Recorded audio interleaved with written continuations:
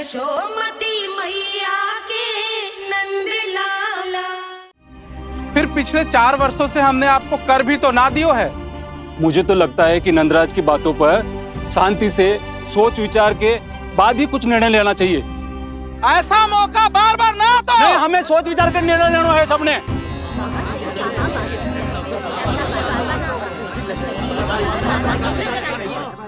चोरी में पारंगत। हाँ जीजी, उसने टोली बनाई है और उसका नाम भी रखा है चौर्य विद्या प्रसारण टोली, और आपका कान्हा उसका अध्यक्ष है। अच्छा, तो कान्हा पूरी टोली लेकर आया था चोरी करने तेरे घर? और नहीं तो क्या। पर एक बात बताओ जीजी, मेरे बलदर को देखकर किसी का साहस ना हुआ भीतर जाने का, पर आपका कान्हा इतना साहसी है कि बिना भयभीत हुए इतने भयंकर बैल के निकट चले गए। सच्ची?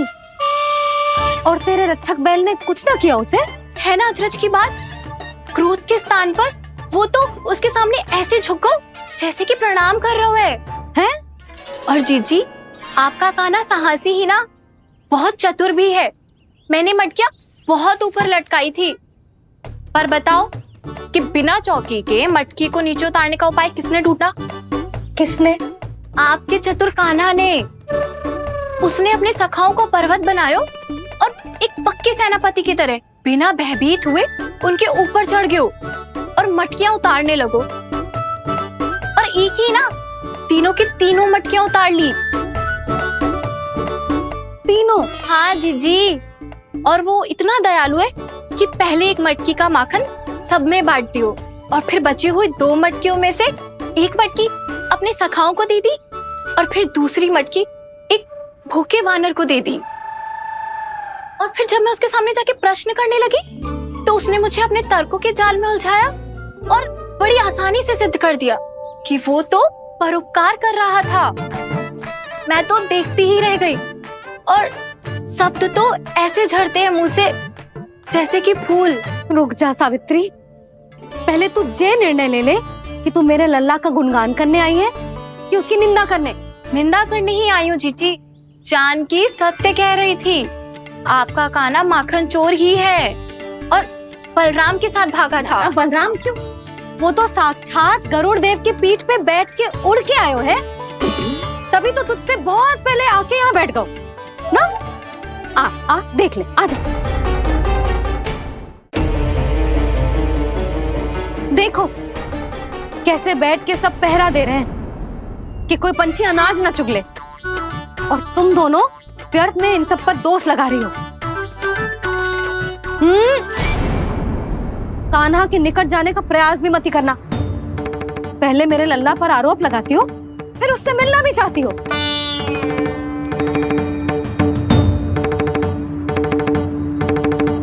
पर जीजी, चोरी? अरे उसे तो चोरी का अर्थ भी ना पता होगा। तुम दोनों को नारायण का भय भी ना है क्या? हाँ, मेरे लल्ला पर आरोप लगाने से पहले तुम दोनों को लज्जा ना आई? हे नारायण, अब आप ही बताओ मैं क्या करूं। लग तो है किसी की घोर दृष्टि लगी है कि बार बार मेरे लल्ला पर आरोप लगते हैं। किसी की क्या, तुम दोनों की दृष्टि लगी है। या तो तुम दोनों मनगढ़ंत कथाओं को सत्य बताना छोड़ दो, या फिर कृपा करके मेरे घर आना बंद कर दो।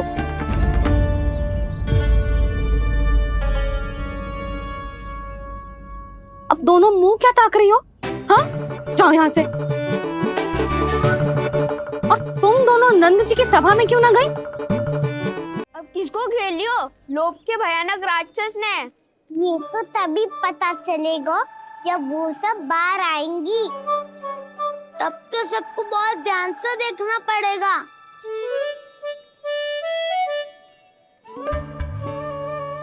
देखना तो पड़ेगा दाऊ, तभी तो पता चलेगा माखन चुराने किसके यहाँ जाना है। नाना,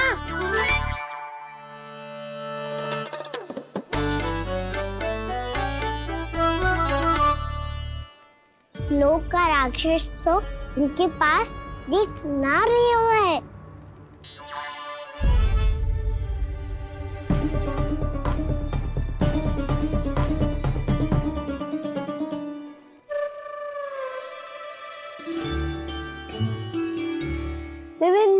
आपका बहुत बहुत धन्यवाद। कान्हा, मेरी मैया को घेर रहे है क्या उस राक्षस ने?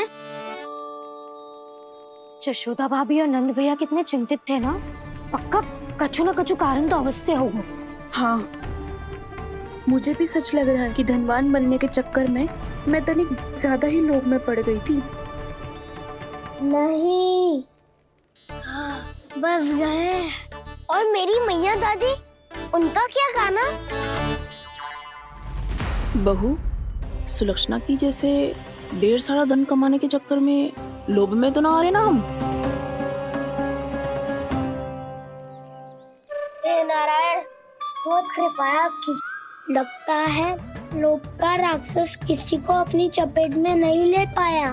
लेता भी कैसे दाऊ? मेरी मैया ने जो समझायो है। क्या लगता है यशोदा, इन्हें समझ आया होगा? आशा तो यही है, और अब भी ना समझी तो फिर तो नारायण भी ना समझा सकते। सुनो, दोपहरी में हम सब मिलेंगे। दोपहरी में? तो क्या तू तब निश्चित करेगो कि आज किसके यहाँ जाना है माखन? आज कोई माखन चोरी नहीं होगी। क्षमा करना दाऊ, भैया के ता समझाने के बाद भी जिसके समझ में कछु ना आई हुई थी उसके घर चोरी तो करनी पड़ेगी आज।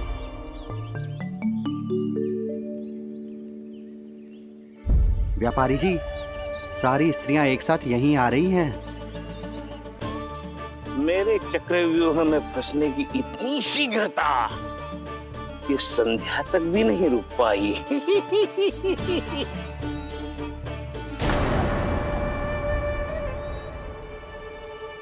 पर ये आपके तरफ ध्यान क्यों नहीं दे रही हैं? लगता है गोकुल की रानी ने इनको पाठ पढ़ा ही दिया। अब आपको ही कुछ करना होगा व्यापारी जी। करूंगा, अपनी चाल सबसे अंत में चलूंगा, किंतु अभी उनके लिए एक घोषणा ही पर्याप्त होगी। तुमने सबको सूचित तो कर दिया है ना कि सबको अग्रिम धनराशि मिलेगी, वो भी दूध, दही, माखन, घी बेचने के बाद नहीं, वो पहले ही मिला करेगी। वो भी केवल एक दिन की नहीं, पूरे सप्ताह की। मैं बिल्कुल सही कह रही थी। यशोदा जी और नंदराज व्यर्थ ही चिंता कर रहे थे। यदि इन व्यापारी जी के मन में कोई मैल होता तो जी अग्रिम धनराशि थोड़ी ना देते। बात तो तुम सही कह रही हो सुलक्षणा। बलराम, ये सोने का समय थोड़ी ना है। तनिक देर के लिए सोने देते हैं ना जिज्जी। यही तो समय है निश्चिंत होके अपने मन के करने की। नहीं तो एक बार बालपन चला गयो और जीवन के कर्तव्यों और दायित्वों का बोझ सर पे आ गयो तो ये सब करने का अवसर थोड़ी ना मिलेगा। ये तो बिल्कुल ठीक कहा तुमने। चल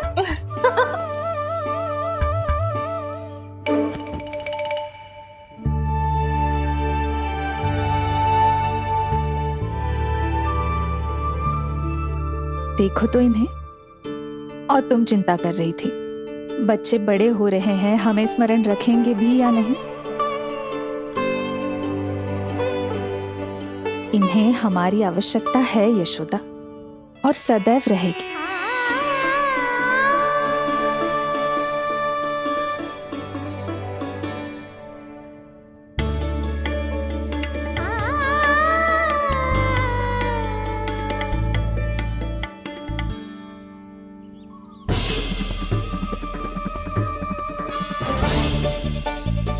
जितनी सोची थी उतनी मटकियां हो गई आज। माखन मटकियों में भर को। माखन मटकियों में भर को। माखन मटकियों में भर को। माखन मटकियों में भर को। माखन मटकियों में। कान्हा तो अभी तक आया ही ना। कान्हा तो अभी तक आया ही ना। कान्हा तो अभी तक आयो ही ना। कान्हा तो अभी तक आयो ही ना। कान्हा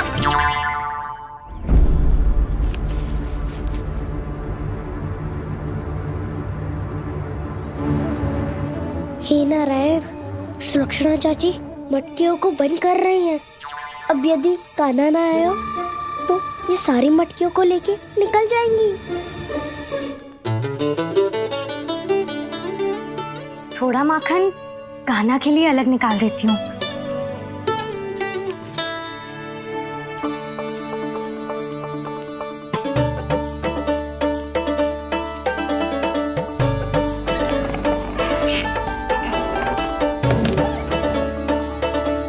बावली हो गई हूँ मैं।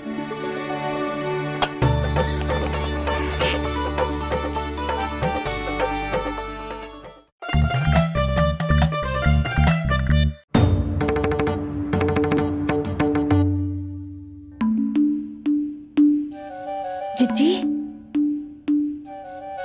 हम दोनों भी बालकों के साथ सो गई थी। मंदिर में आरती आरंभ होने वाली होगी। हाँ, और भूख के लिए चूरमा भी तो बनाना है।